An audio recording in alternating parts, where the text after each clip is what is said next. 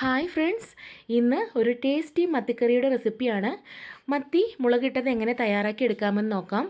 അതിനായി ഞാനിവിടെ 1 കിലോ മത്തിയാണ് കഴുകി വൃത്തിയാക്കി എടുത്തിട്ടുള്ളത്. ഇനി നമുക്ക് ആവശ്യത്തിന് വേണ്ടത് ചുവന്നുള്ളി, തക്കാളി, ഇഞ്ചി, പച്ചമുളക്, കറിവേപ്പില. ഇത്രയുമാണ് നമുക്ക് ആവശ്യത്തിന് വേണ്ടത്. അതിൻ്റെയൊക്കെ അളവ് നമ്മുടെ ഇഷ്ടത്തിന്. നമ്മുടെ ഇവിടെ ചുവന്നുള്ളി വലിയ ഇഷ്ടമായതുകൊണ്ട് നമ്മൾ മീൻകറിക്കൊക്കെ ധാരാളം ചുവന്നുള്ളി ചേർത്ത് കൊടുക്കും. അതുപോലെ ഓരോരുത്തരുടെ ഇഷ്ടത്തിനനുസരിച്ച് എല്ലാ ഐറ്റംസും എടുക്കാവുന്നതാണ്.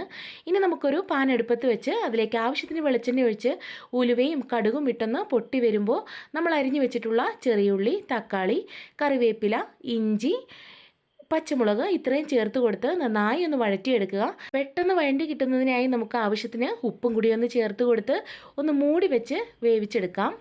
അതൊന്ന് വഴണ്ടി സെറ്റായി വരുമ്പോൾ അതിലേക്ക് നമുക്ക് മുളക് പൊടി, മഞ്ഞൾപ്പൊടി, മല്ലിപ്പൊടി ചെറുതായി ഒന്ന് ചൂടാക്കി മിക്സിയുടെ ജാറിലിട്ടൊന്ന് ഫൈനായിട്ട് അരച്ചെടുത്ത് 2 അല്ലി കുടംപുളിയും കൂടി ചേർത്ത് നമ്മുടെ ചട്ടിയിലേക്ക് ഒഴിച്ചു കൊടുത്ത് ഒന്ന് 15 മിനിറ്റ് ഒന്ന് ലോ ഫ്ലെയിമിലൊന്ന് തിളപ്പിച്ചെടുക്കാം. നല്ല തിളച്ച ഗ്രേവിയിലേക്ക് നമ്മൾ വൃത്തിയാക്കി വെച്ചിട്ടുള്ള മീനും കൂടെ ചേർത്ത് കൊടുത്ത് ഒരു അരമണിക്കൂർ ഒന്ന് ലോ ഫ്ലെയിമിൽ വേവിച്ചെടുക്കുക. നമ്മുടെ ടേസ്റ്റി മത്തിക്കറി ഇവിടെ റെഡി ആയിട്ടുണ്ട്. എല്ലാവരും ഒന്ന് ട്രൈ ചെയ്ത് നോക്കൂ. Thank for watching.